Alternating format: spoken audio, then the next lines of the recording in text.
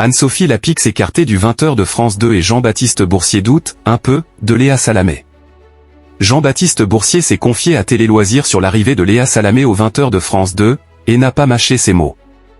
Alors que beaucoup profitent de l'été pour lever le pied, certains journalistes, eux, restent pleinement mobilisés.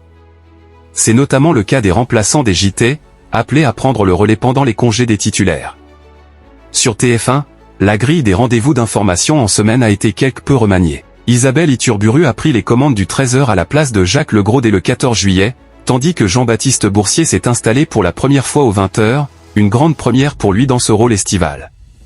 À cette occasion, Jean-Baptiste Boursier s'est confié dans un long entretien à retrouver en une de Télé Loisirs dès le lundi 4 août 2025.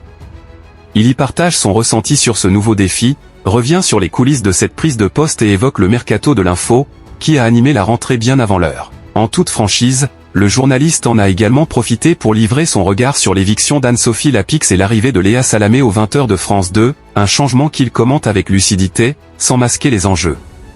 Le départ d'Anne-Sophie Lapix du 20h de France 2, après 8 années passées à incarner le JT, a suscité de nombreuses réactions.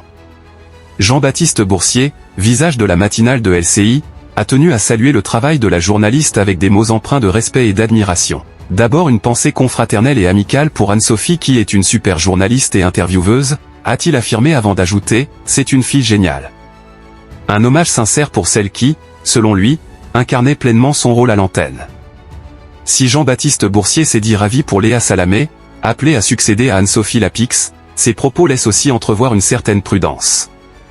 Je suis aussi très content pour Léa, on a échangé un petit message.